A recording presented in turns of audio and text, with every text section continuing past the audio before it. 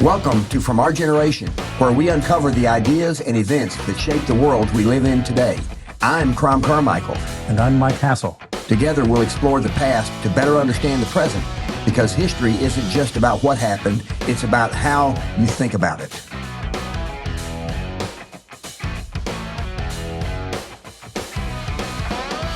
Well, Mike, here we are at episode 3, and where we left it last time was we were just about to determine whether or not the 10 people on the island would like to have some base kind of rules or laws that would determine how the relationship between the people on the island.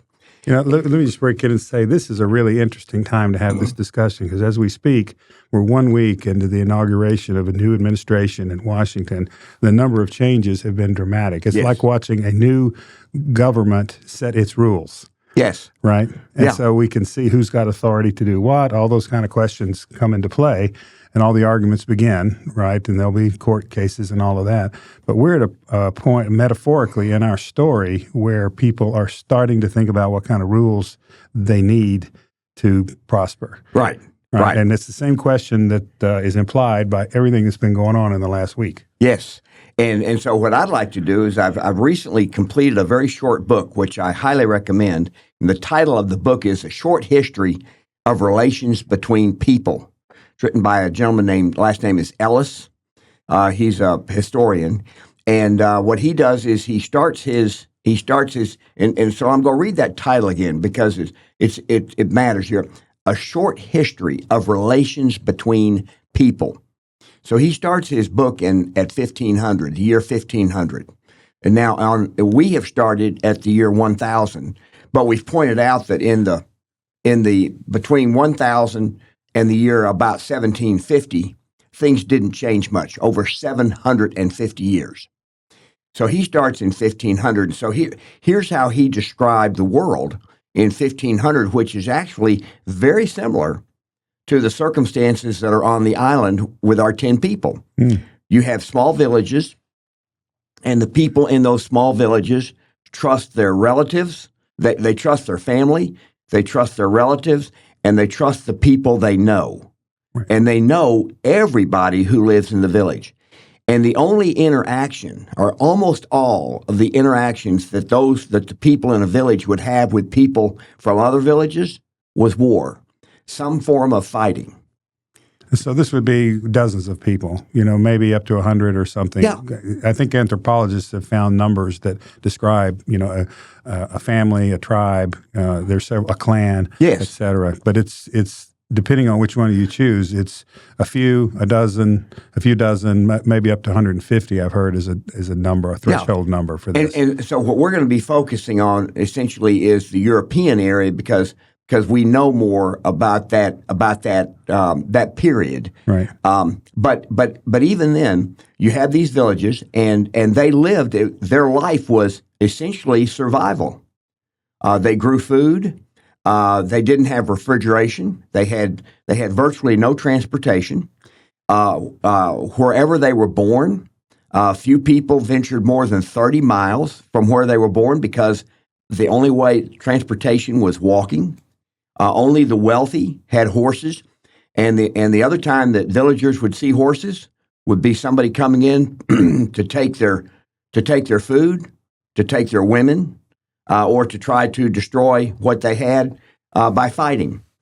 My grandparents in West Tennessee in the early to mid 20th century had a wardrobe, they called it. It was one closet, about 2-3 feet wide, with about 3 or 4 drawers, and that's where they stored their clothes. Okay, that was it. And houses then didn't have closets built into them. You had these pieces of furniture to store your clothes. Yes. The point is, people did not have articles of much of anything. Had a few pieces of clothes and a few other convenience items, and that was it. Yeah, well, you're going back 200 years or 250 years, and right now we're going back 600 years. Even further. But my point is, even in the the span of time from my grandparents. They just did not have much. I went to, in Washington, D.C., Marjorie Merriweather Post's home. You know, her father invented Post cereal, and so she was the wealthiest woman in the U.S., and she owned Mar-a-Lago. She built it. Yeah. You know, she had a place up in the Alleghenies, and she had this beautiful place in Washington. There's a piece of furniture in there. I think it was a chest of drawers or a bureau or something, and they were saying this was remarkable because it was a piece of art, but it was a piece of furniture that people did not have until relatively recently because they didn't have stuff to put in it. And the ones who did have those were like Merriweather Post. Yes. They were the top 1/10 of 1%. That's right. And so what's fascinating is that the conditions of people in the world were not much different than the people on our island, except for one thing, and that is that their exposure to other people was generally violence. And so consequently, people got to where strangers, the very first thing they tried to determine if they saw somebody they didn't know was the level of danger. And typically the level of danger was quite high. So what we're going to do is we're going to be toggling back and forth. But at this point in time, the villages, because they were on survival, they really were almost communal in nature. In other words, they were, for lack of a better term, they were socialist. There wasn't a hierarchy because everybody had to grow food to live. Somebody might have grown some forms of food and somebody else grew others, and so they would barter. There was no money back in those days. And so that was what life was like. Now, there was government in the sense that there were kings, there were governments, but they were far away, but they had power. And if they decided that they wanted to come in and take what you had, they did, and they could. And so life was. I think you had a quote about it being brutal and short. Yeah, nasty, poor, brutish, and short. Yeah. That's the famous phrase from Leviathan, which is one of the titles in the Giants of Political Thought. And his overall point of view was the major task of government was to avoid this brutish condition. Yeah. And so he was all for huge government authority to do that. Yeah, because he saw and he thought huge government would solve the problems. Right. And so that's that. And by the way, that's still a battle of an intellectual battle that goes on today. We're still arguing about it. And so we'll be talking about what the implications of each of those are over a period of time. But I want to stick with this period. So so you go forward. The printing press was invented by Gutenberg around 1460, and we look back and say, "Oh my, what a great invention!" Books and magazines. There weren't books and magazines for another 200 or 300 years. Right. So it's not like somebody today. Somebody invents something, and within a relatively short period of time, people are figuring out how to use that and also do other things with it. So, but in those times, things moved very, very slowly. Well, I think their priority was to print Bibles because people didn't have many of them, couldn't get it except through a priest. And so you had the Protestant Reformation pretty quickly because of literacy. That was one of the purposes of literacy, be able to read the Bible yourself because they had religious motivation, right, to do it. And so there was a pretty prompt, like within 100 years, the Renaissance and the Reformation. Yes. But it spins out over hundreds of years, is your point. And there's another interesting corollary there. I've heard that the printing press reduced the cost of information by tenfold. Okay. Okay. And all of these cultural things happen because yes. You can make a similar argument that the mapping of the human genome is a one-time event in human history. It happened about 30 years ago, I think, 20 or 30 years ago. There's all kinds of consequences of that are going to be playing out in our lifetime and decades and centuries to come. Because it has reduced the cost of biological information by at least tenfold. Yes. And in fact, Larry Ellison, in this recent press conference that President Trump had, where he had Massa from SoftBank, Larry Ellison of Oracle, and Sam Altman of right. OpenAI, he had a press conference where Massa said he was going to be investing $500 billion. Larry Ellison talked about the implications of AI when it comes particularly to healthcare. And what he said was it will not be long before we will be able to use AI. He said everybody has cancer in their body, but they're in little tiny particles, and they don't do any damage if they're just floating around in little particles in your blood. Right. And he said, but we'll be able in a relatively short period of time to use AI to take blood samples and detect the types of cancer that somebody has. And he said, we'll be able to cure cancer. Now, think about that for a second, going back 700 years when people couldn't even read. I mean, there's a certain wonder into what human progress can be. Now, we'll also talk about some of the things over time about how bad people like Stalin, people like Hitler, people like Mao, and the way that they viewed the use of power. And so what we're really talking about now is you have a period of time in history where the idea of democracy or individual rights did not exist. They just simply didn't exist. Well, they had the divine right of kings, and they claimed, is maybe the right word, they claimed that their power came directly from God. Right. And there's no argument about it. You're subject to us just like we're subject to God. Yes. And that was overturned in the late 1700s. Yes. But it's also interesting that the first written document that said that the king was not above the law was the Magna Carta, and that was 1215. That's right. The problem was that even though there was a written document that said that, the king still was the law. Right. And so the king might say, I'm not above the law, but since I make the law, I'm going to have it apply in different ways to me. And that was not just one king. That's kind of the way the world was. And so until the English Civil Wars, which is when John Locke was writing, yes, which is another title in the Giants of Political Thought. They're rethinking this divine right of kings and the power of a legislature, et cetera, et cetera. But that's when they went back and forth between your namesake, Cromwell, and, I think it was King Charles and Restoration, and it was Protestant, and then it was Catholic, it was kingly, then it was legislature. They were flipping back and forth in those civil wars, basically trying to resolve this question. Yes, trying to resolve who has power. And so then we look at the United States. So let's just move forward to the United States. Then we're going to get back to the island here in just a little bit.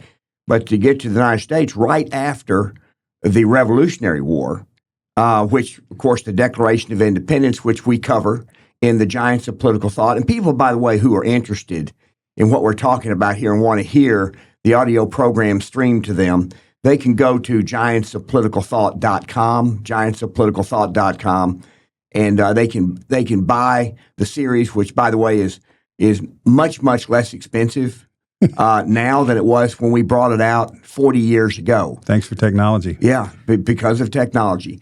But you had Common Sense, which was the pamphlet that more than any other pamphlet sparked the thinking that led to the Revolutionary War.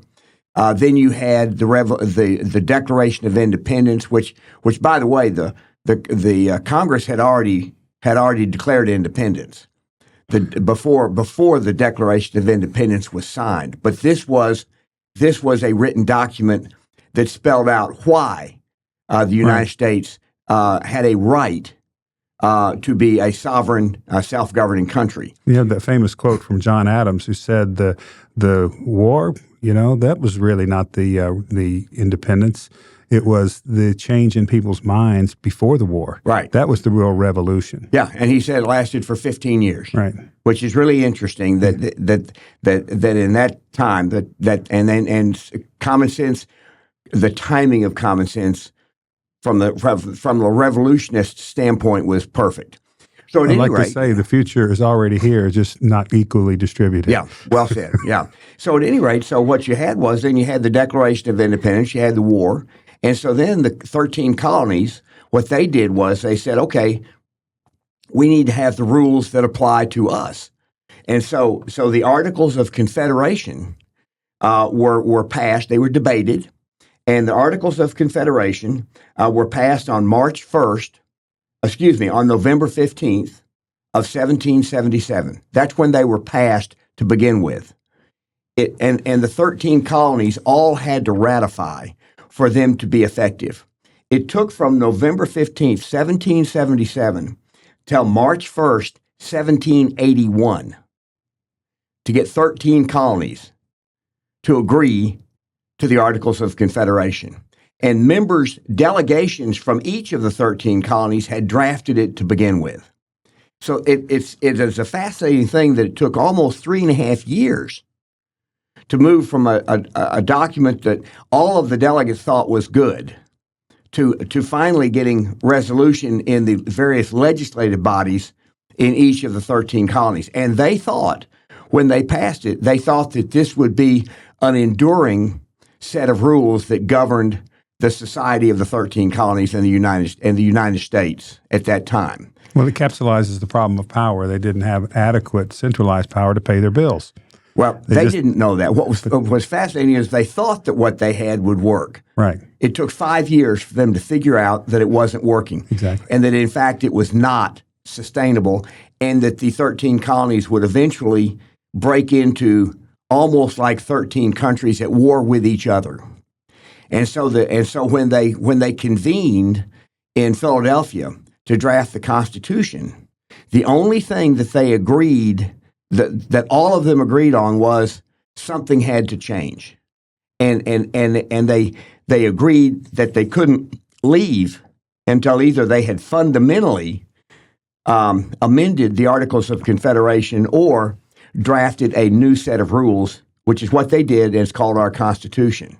Yeah, and I think technically they weren't authorized to do that. The convention was called to revise the Articles of Confederation, and they got there and said, this foundation won't hunt. Well, there were James Madison was hoping that a new document would be passed, and so they would start over again, right? Because the Articles of Confederation gave the national government almost no power at all. So the trick in the Constitution, and then we're going to get back to the island, but the trick in the Constitution, if you look back and say what was the goal of the Constitution, it was to empower the national government on one hand, and then limit its powers on another hand. And for 150 years, the powers of the national government were limited. Now, it still had enough power to defend us against common enemies. It had enough power. In fact, it was the only governmental entity that had the right to print money. Right. All the other colonies had that right taken away from them. And so it's a very interesting thing, and we'll be talking about over the many episodes the evolution of our way of looking at government and the implications of what that is.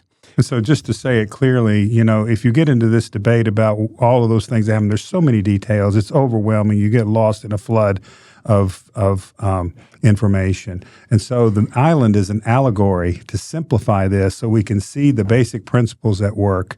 And then as we gradually complicate things, apply it to the real world, not only in the last week, as we said a few minutes ago, but also the late 1700s, we can see the patterns more clearly and cause and effect and think better about what we should do in our situation. Right. And so you have these 10 people who now have decided, as they're sitting there, is they say, well, what would be, and it starts by the two food gatherers. This starts by the two food gatherers presenting the idea to the group about the building of this thing that nobody had ever heard of or conceived of, called a bridge, which would allow people to walk from the main island across the bridge over to the food island. And if a bridge could be built, that it would save a tremendous amount of time. And what we said on the island was the only two people who believed that a bridge could be built were the two food gatherers. And because the distance between the big island and the food island was 100 feet, and the tallest tree on the island was 30 feet. And nobody else thought it was possible. And so now the question becomes, well, should the two people, this gets into the question of who controls the means of production, right? Who controls capital? And in our modern world, there are Marx of 250 years ago, Marx said the central government should control the means of production, which would mean on the island that they would vote as to whether or not the two people could use their capital to try to build a bridge that 8 out of 10 didn't think was even possible. Yeah. And so if we believe that that was the right doctrine, that democracy, pure democracy, that nobody had any real individual rights, that democracy would rule the day, then they would never get any more productive than they were at that time. So here, what we mean by saying this is that 51% at any one time could choose the way the group has to go, and you don't have individual initiative. It's all controlled collectively in a pure democracy. Yeah, in a pure democracy. And by the way, when we talk about our own Constitution, minority rights not in the sense of racial, but minority rights meaning the smaller than the 50%. Right. That the protecting minority rights all the way down to individual rights was a key part of the discussion in Philadelphia. And our Constitution was the first document in the history of the world that gave individuals rights vis-a-vis the government in a written document. Well, the founders' chief concern was tyranny of the majority. Yes. Back to this point of how much power should a centralized authority have? And they knew that it would be abused. They'd seen it abused. This is a whole history of the English Civil Wars and what we've been talking about. So their chief objective was to prevent tyranny. And so all the checks and balances, we elaborate on that in those tapes. Yeah. Our authors do. Yes. But the point is here, how do you make decisions and empower individuals to do things they're capable of doing outside of a group? Right, and so you had two issues that the Constitution and those people were dealing with. One was they saw the power of the king, and the king, the tyranny of a king, or the tyranny of a central government. Right, and then they also saw the tyranny. They were concerned about the tyranny of the majority. Yes. And so they had to try to solve both of those problems in one document. Right. But we're going now. Let's go back to the island, and so we're going to say, for purposes of our discussion, that the people on the island, the first principle that they agreed to is that everybody should be treated equally on the island. That everybody's rights should be equal, and if that's the basis of it, then eventually they got around to agreeing, after discussion, that if two people wanted to waste their time, what 8 people thought was wasting their time, if 2 people wanted to waste their time by trying to build this thing called a bridge, then they should have the right to do so. That even if 8 people think it's stupid, they should have the right to do so. And so they did.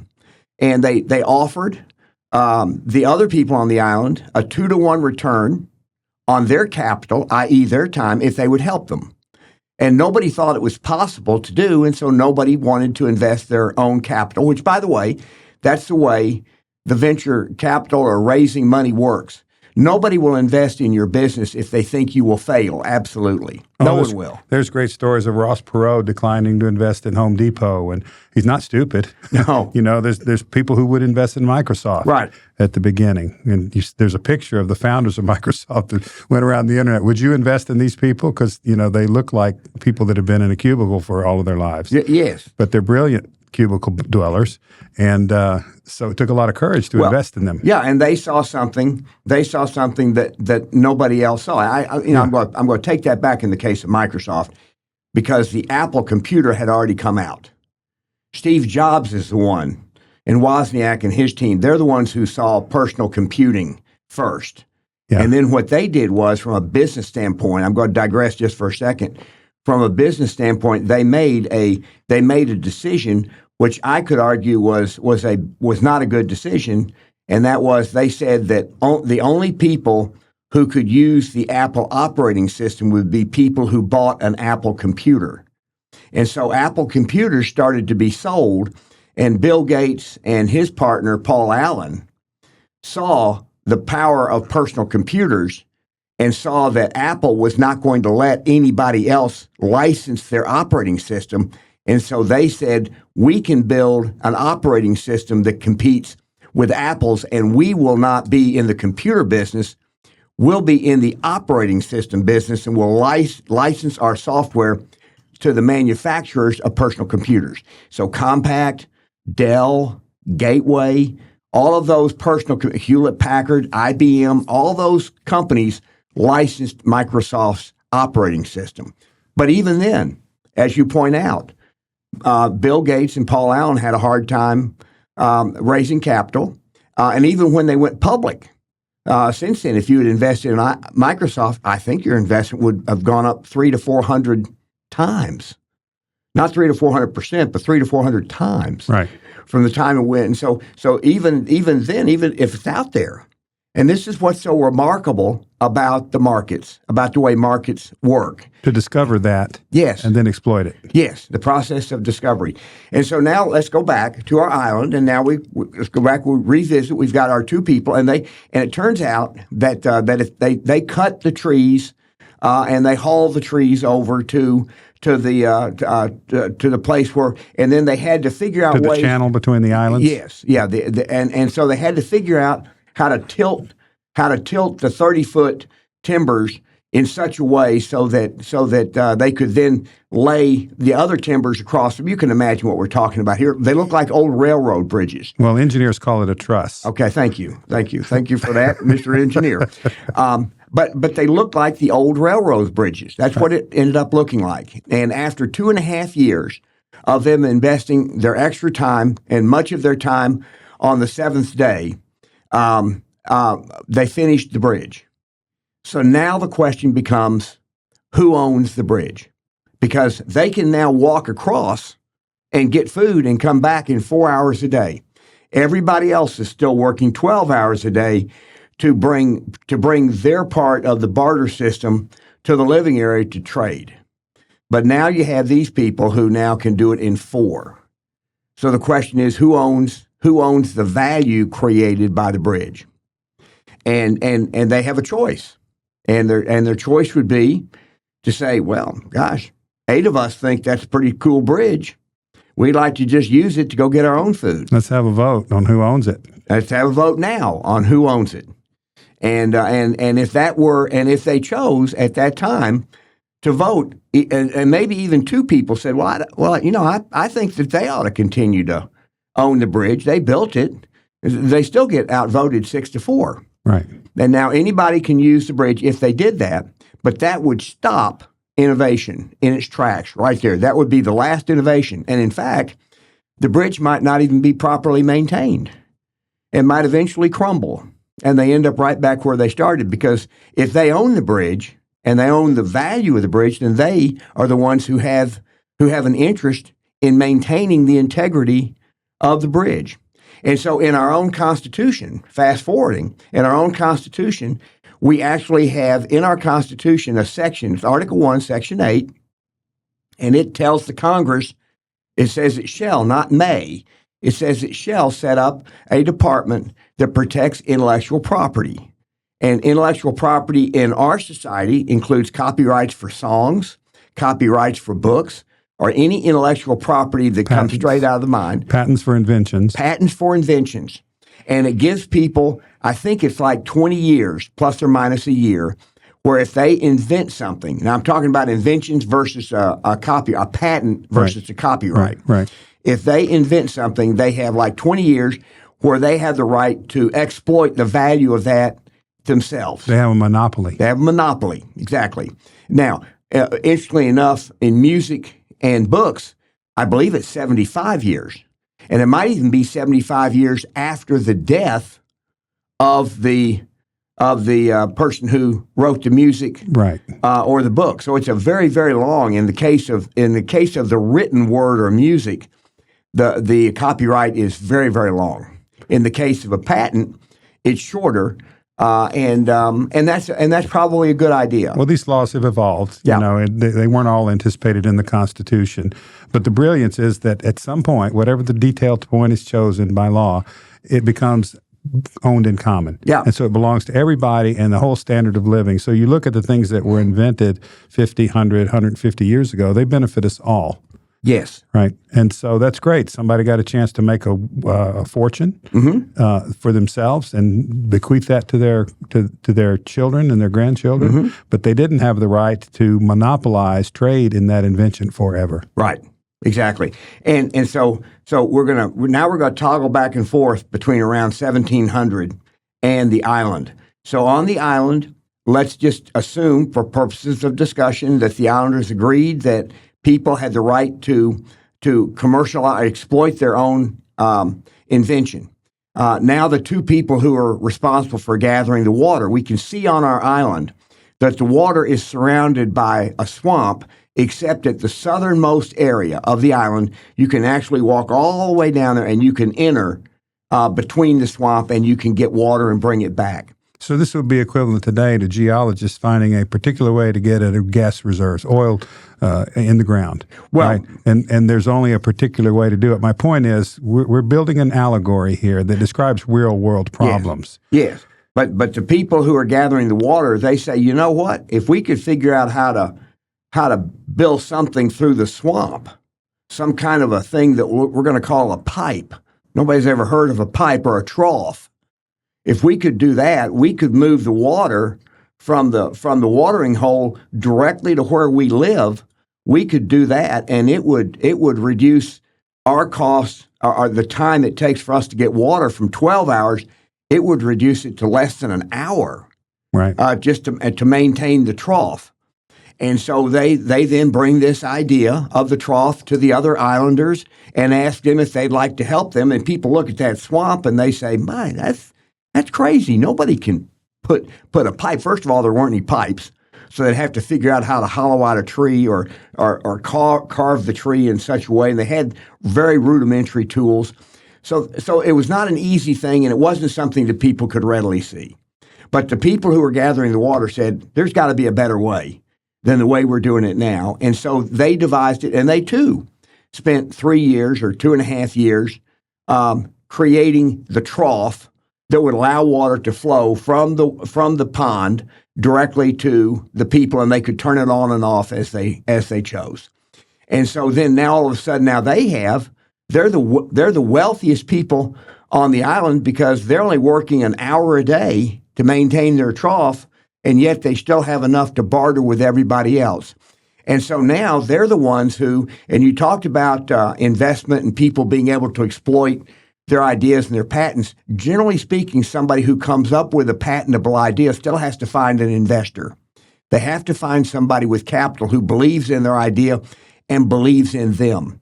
And so on the island, you now have the people who have the extra 13 or 11 hours a day from the water, or the extra 8 hours a day from the food, and they say, well, yeah, I like that idea. I'll help you build a boat. And with that boat, we'll be able to go out and we will be able to capture fish. And so our island develops that way. But let me just give you a couple of examples here in the real world, because I found this interesting in the book. That which book? The book is A Short History of Relations Between People. Got it. Okay. The printing press, as I said, was invented in 1455. The first functional steam engine was invented by James Watt in the late 1700s. Steamships. So this is right what we're talking about. Steamships then took the steam engine, and the first steamships were invented in 1838, which they were faster and they could carry more. And then the internal combustion engine was invented in 1860. The first automobiles came in 1880. Marconi invented radio waves in the late 1800s. And so transportation, as we see it in the modern world, started with somebody inventing the steam engine and someone inventing the internal combustion engine.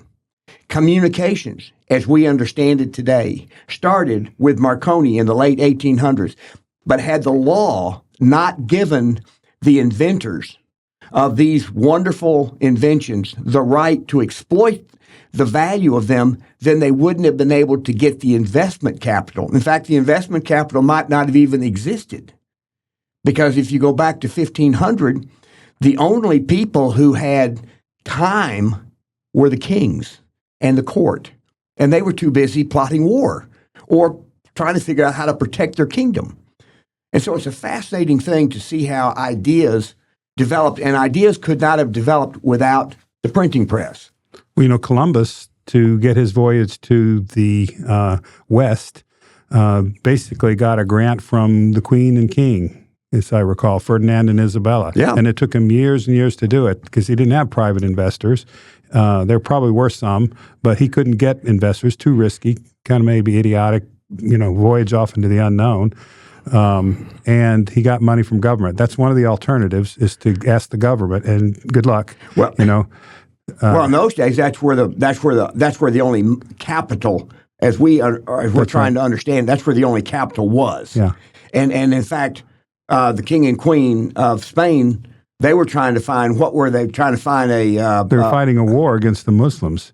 And they won, and only when they won that war did they then give the grant. Yeah, like 1400s. Okay, and that was against the Moors. The Moors, yeah.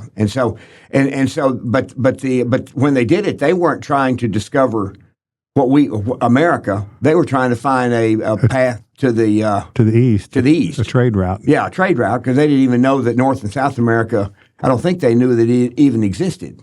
Right. And so the age of discovery then would be the next part of the real world, and that is when cultures discovered each other, and even then, for example, the Crusades, the Ottoman Empire, which was the Muslim empire, it expanded and expanded and expanded. From Saudi Arabia, it expanded all the way up to the gates of Vienna, and they were turned back in 1683. And so the Crusades lasted. How many years did the Crusades themselves, the Ottoman Empire expanded and all that fighting? I think it was hundreds. Yeah, I'm not a specialist on that, but I think it was just hundreds of years, and there were several different crusades. Yeah, and that was kind of the way of the world at that time, was the amount of fighting. The 30 Years' War. As we said, in the 30 Years' War, you had nations fought with each other. Soldiers died, but more than 10 times as many civilians died because they had their food and their livestock stolen by the soldiers. And so this was a tough time to be alive. Right. And so now we fast forward to the period where the printing press now had allowed people like John Locke and Algernon Sidney, Frederick Bastiat, to write books, and then those books would be circulated, and people began to discuss, well, what is the proper relationship between the government and the people and the individual? And John Locke was the first, I believe, to write that people had certain God-given rights that no institutions created by man could justly take away. And he feared for his life, and so he wrote this book and passed off drafts of it to different people. But he wrote it under a pseudonym, and because it was dangerous. It's a dangerous idea. Yes, yeah. Attacking the king was dangerous, and Algernon Sidney, I believe, wasn't he executed? I think so. I think he was executed. We can do a fact check on that, but the people who wrote against the imperial power of the king were enemies of the crown. So let's just slow down and state again that what we're talking about here is a complete inversion of authority. It used to be that authority went from God to the king to the people. Right. And we have this phrase in our Declaration that says we're endowed by our Creator with certain things. Yes. Okay, they called them inalienable rights. Yep. That means they belong to us, can't be alienated from us. Right. And they don't come at the grace of government, at the discretion of government. They belong to us because we exist as humans. Yes. So it inverts the pattern of authority from God to the people to the government. Right. And the idea is that people are now hiring the government, and they have the right to throw off that government if they don't like it. Just like you can change a vendor, right? So this is vastly important and consequential, and it's part of the reason we saw that graph that we started with where the world changed in the late 1700s. There's other factors that we'll get into, but this is one of the principal reasons. Yeah, the ability of individuals to invent things and then be able to raise the capital necessary to exploit the invention, or to try to exploit. That's a better way of saying it. To try to exploit their invention, because there are lots of patents, lots of people who get patents, and lots of people who write music that never gets recorded, right? Or patents that never get they're never commercialized. People think they have a great idea, and either they try and it fails, doesn't catch on, consumers don't want to buy it, businesses don't think it's useful to their production. And so that's the nature of discovery. So you and I have both spent a lifetime starting businesses and investing in small businesses, often failures, sometimes successes. But the really fascinating point here is that the people that invent things are only part of the solution. You've got to have investment capital to exploit it. Marx's idea was that value is created by labor. Right. And that he thought that the money that came in was just exploiting the labor. Right. And we ought to do away with the investors. That's really the basis of his view, is what they call the labor theory of value. Mm-hmm. And he turned out to be quite wrong.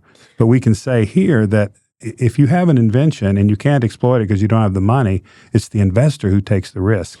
They're the ones that are going to lose if it doesn't work. Right. And I think it's important to understand what life was like at the time that Marx was alive and at the time he wrote, because labor was by far the biggest input into anything that was produced. As it is on the island at the stage we're talking about. Exactly, as it is on now. So he's looking at things and saying, and really what he was writing against was not so much the capitalist business person, although that's how it's portrayed. He was writing against the king, or the people who had immense power, and they themselves could control capital and could control the population. Just in general, we're seen as exploiters. Yes, in general. Not as producers and contributors to a better solution. They were exploiters. Right. Parasites. Yes. Yeah. And so Marx comes along, and as you say, and so on the island at the time that everybody's exactly equal,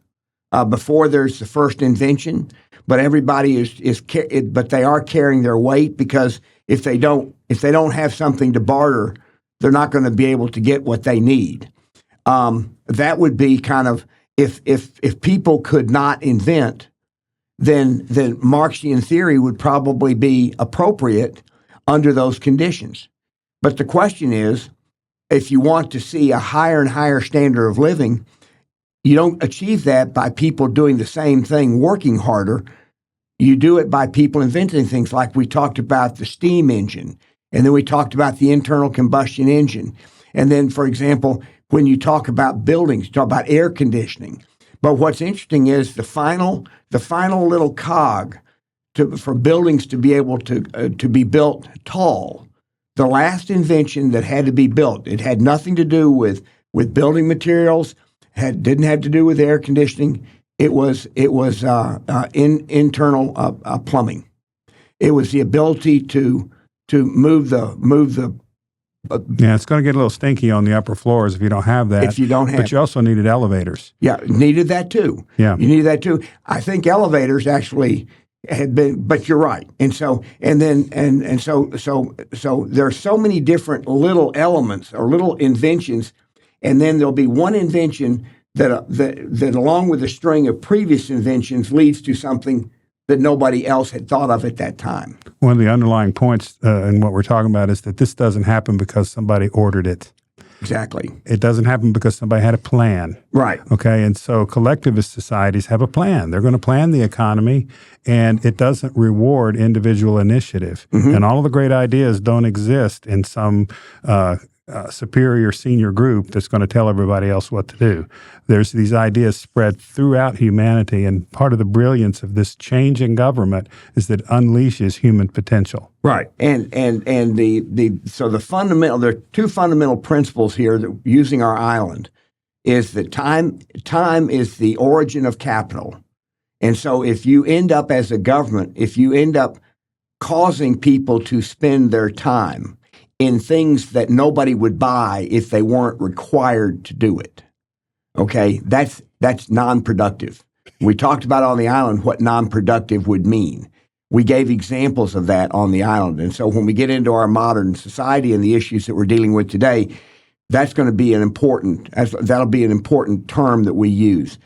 We talked about equal treatment on the island, meaning that everybody had the right to do what they wanted to do with their own capital and then benefit. But let's go back to the island and talk about something else that'll apply. On the island, you had the 10 people. You had the 2 people who then build the bridge. They're now working 4 hours a day, and everybody else is working 12. And then let's say that one person decides that it would be good if things are getting complicated, and that this person says, I think we should have a governor who serves the people, not rules, but serves the people. And that person says, I will volunteer to be the governor, but I have to be the governor for full time. I will go around making sure that everybody is happy. That'll be my job, to make sure everybody's happy. And so then the other islanders, they have to decide, okay, well, if this person's full-time job is going to be making sure everybody's happy, somebody has to produce the 10 units or the units that person was producing before that person became the governor. So now they have a choice. They could all either decide if they want a governor. If they decide that as a group, a governor is a good idea, they can all decide that they each will pitch in. And 10% or so. 10%, well, 11% to make up the lost production. Or they can say, well, those people who built the bridge, they've got 8 more hours a day than we do. So they can be the ones who give up the 6 hours each to make up the 12 hours, and they have the time. And so then the question is, if the island chose to force, because they had the ability, either through the process of democracy or just the fact that it's 8-2, they can force these 2 people to do the work of the governor. If they choose to do that, then the question is, does that diminish the likelihood? Does it reduce the likelihood that future inventors will invest their capital, that 2 or 3 years, to build the water trough? Well, of course it does. You know, if I get to create the banquet and then everybody gets to eat for free, that has consequences that are pretty clear to see. Yeah. There's another interesting resonating fact here I want to point out, that in the early days, religion and politics tended to be combined. Mm-hmm. And so courts and things like that were presented through religious entities. Well, how big is a tithe? 10%. 10%. That kind of, it goes back to, I think, ideas that you set aside 10 or 20% of your lot, of your fields, for the poor to come and feed themselves, maybe for the birds to feed themselves. But there was this idea that there needed to be a margin for people that couldn't provide for themselves. Mm-hmm. And it's an incremental piece at the end of what you're doing. Right. And so 10% is a kind of a natural number for that, right? You might have the 80-20 rule. That'd be another way of looking at it. It's not 40 or 50%. It's 10 or 20. Well, and the question is, Art Laffer created on a cocktail napkin the Laffer curve, where he tried to describe that there's a point. I don't know that he ever picked exactly what the right point was, but he said the higher the marginal tax rate, the less invention you'll have, and the less work you'll have, the less actual production you'll have. So for listeners who don't know what a marginal tax rate, what that means is how much of every extra dollar you earn do you give up? Maybe your overall tax rate is lower because the first dollars are not taxed so heavily. The poor are not taxed as heavily in a graduated tax system. But if you're wealthy and you make one extra dollar, 50 to 80% of it might be taken from you. That's the marginal tax rate. Yeah. And just to give a little bit of history in the United States, at the beginning of the Depression, the top marginal tax rate was 25%. By the time Roosevelt left office, the top marginal tax rate was 91%. Most people don't realize that it was 91%. And then, well, why take any risk if you can only keep 1/10 of what you gain? Well, they didn't, and the Depression actually lasted much longer because the marginal tax rate was raised consistently, and what really got us out of the Depression was the Second World War. Right. The Second World War destroyed every industrial base in the world except hours. Not one bomb dropped in the United States. So Germany's factories were destroyed, Great Britain's factories, Japan's, Russia's. So there really weren't any factories. And so after the war was over, plus because of the Depression, all the bad credit had already been wiped out. And so we were able at that time, as the United States, the Marshall Plan. But the Marshall Plan wasn't just giving money; it was kind of trying to reconstitute Europe with forms of government that would accentuate productivity and freedom. Because remember, Hitler was a tyrant, and anybody who opposed Hitler was automatically killed. And so before that was the Tsar. And you had or Bismarck, but you had powerful governments in Germany, and so when the Second World War ended, the United States was determined that our support to help rebuild Europe would include changing their forms of government to a government that respected individual rights much more than the previous ones. And make them into our prosperous allies rather than hostile, impoverished enemies. Yeah, exactly. Desperate enemies. Yeah. And one thing to remember, too, is it took decades for them to rebuild their industrial base in each of these places. The United States had a wonderful period where you could live on one person's income. Mm-hmm. Mom stayed at home. You had 2.3 kids, a picket fence around a nice new house. Suburbs were invented. But we remember this. Some people remember that as the way things ought to be, right? And they aren't, in my opinion, because we now have competitors, right? And so things require more effort. I'm going to articulate this better, but basically that was an idyllic period based on unreal economic circumstances. Well, and there was also, though, to be clear, and we'll talk more about this, is there was substantial racism during that time too. Exactly. And it was institutional racism, Yes. meaning that it was imposed by legally. government. Yeah, legally. And it was done legally. And legal racism, you can't defeat it. You can't fix that. So you have to change that. And but then on the tax rates, it wasn't until JFK became president in 1961, when he took office in 61, he lowered the top marginal tax rate from 91% to 70%. And that seemed like a great deal, 70%. And by the way, you reach 70% at about $70,000 of income. So it wasn't all that high. Capital gains taxes were very high. Which that's 50 years ago, roughly 60 years ago. 60 years ago. Yeah. So I mean, 70,000 then would probably be equivalent to $400,000 or $500,000 now. Yeah, right? something like that. Yeah. And but then it stayed. The point is, though, it stayed at 70% all the way until Ronald Reagan. So for 20 years. So let's talk about, just for a second, let's talk about what inflation does when you have high marginal tax rates. So people, by the way, by 1979, you reached the top marginal tax rate at a little over $100,000 of income. Okay, so that would be between 79 and today. That would be about $350,000 of income. Right. So every dollar you're making above that, you're giving 70% to the government. If you have inflation, this gets to this question of, I like to ask question. You've heard the expression, a penny saved is a penny earned. Well, a penny saved, there's no tax. A penny earned, there is a tax. So if you have a 70% marginal tax on your next penny, you actually have to have your pay increased if there's a 15. And at that time, back when I went to that conference, there was a 15% inflation rate. This is the conference we referred to at the beginning when Yes. you didn't know whether there was going to be inflation or deflation or stability. Right. And I was very concerned. I said, whatever it is going on now is not sustainable. And so, but then you look at, in order to retain 15%, to stay up with inflation, if you were in that top bracket, you had to have a 50% pay raise. And so consequently, what also happened was, and we'll get into this later in future episodes, is inflation and tax rates and interest rates have a dramatic impact on the value of any asset, including stocks.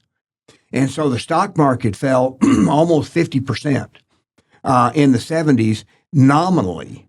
Got all the way down to the Dow Jones, got all the way down to 600 from over 1,000. Nominally meaning the actual number that it declined, not adjusted for inflation. If you adjust it for inflation, it dropped all the way down to about 350 to 400. So people in the stock market lost almost 2/3 of their wealth in the period of the 70s, which gives you a sense of just how difficult that period was from an economic standpoint. And then Reagan came in and changed the tax rates. And he got the top marginal tax rate from 70 down to 50. He lowered the tax on capital gains. And he also cut government spending for a period of about 2 years. And because he cut government spending, and he also interest rates were high under Volcker, he broke the back of inflation with the interest rates by essentially causing a severe recession. But then inflation stayed low because government spending did not accelerate. And I think that if you look at what causes inflation, I think what you'll see is where you see government spending accelerating at an increasing rate, regardless of anything else that's going on, when you see government spending accelerating at an increasing rate, that is what drives inflation. You know, when you start studying engineering, the first thing you take is calculus. And calculus is the study of motion. Okay, so you've got motion and therefore velocity. Then you have acceleration. And then you have changes in acceleration, which is what you just said. You have changes in acceleration. Right? This is hard to follow, and sophisticated mathematics does it. But the point is, this is unstable. Right. Right. And the consequences are hard to understand intuitively until you look into basics, which is what we're trying to do here with the island. Yeah. One other thing I'd like to say this brings up is what is the basic task of government? You can say it's the common defense. It's a justice system of courts to resolve our disputes. Okay, then what else? I would say the third one is stable money so that people have fair exchange and there's not manipulation where I'm going to get you with currency adjustments and all that kind of stuff. We live in a world where you have to do that with all over the world, different currencies changing value at different rates. It's very complicated, and we hire experts to manage it. But there's, I think, a plausible case to say the government's job is to have a stable money so that people's assets retain their value and they have fair exchange. Yeah. Now, by the way, what you just said was first articulated by Adam Smith in his book, an inquiry into the nature and causes of the wealth of nations. And so it goes back, and that's when he said, what are the conditions that have to exist for people to have their prosperity increase consistently over a period of time. And we're going to try very hard, at least I know we're going to try very hard to not be partisan, but we will be ideological. And so because I get disappointed with policies by both parties. But what we're going to be trying to do is help our listeners understand the conditions that need to exist for society to become more prosperous over time, and for as many people as possible to benefit from that prosperity. And then also for those people who do need help from government, what is the best way to provide that help without creating such a distortion that a lot of people who don't need help decide, I'd rather spend my time asking for help than producing. So we're going to be talking about that. One of the lessons I learned from all this work we did together on Knowledge Products came when we were working on Moral Problems series, and I came to see that moral problems are not solvable. They're competing influences, both of which have some claim on the truth. And so I've thought about this for 20 years and wrote a book that I published last year called Deep Trade-Offs. And the idea is that there's truth in both sides, and that we're going to approach this discussion in that spirit. We're not going to be partisan. We have our opinions. We are political beings. But it doesn't mean there's not some merit in people that disagree with us. In some circumstances, maybe other views like centralized power. You and I both distrust highly centralized power. Well, and then we give our reasons. We have our reasons for it that support that. Now, somebody can say, "Well, we don't agree with your conclusions."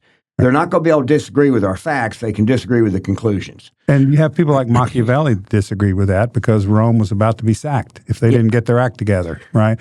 You had inadequate centralized authority with Articles of Confederation. So there's a balance here to be struck. And that's what I was exploring in this book, Deep Trade-Offs. There's dozens of those kinds of balances we have to strike. Yeah, and I think, Michael, part of what you're saying is if you think about, college courses, you might take college courses in political science. You might take them in economics. You might take them in philosophy. All of these things that would be a liberal arts education. What I'm hearing you say is these are not separate areas of thinking. They all overlap. They all intersect with each other. That's what's so fascinating and beautiful about it. And the thing that's common about all that is human nature.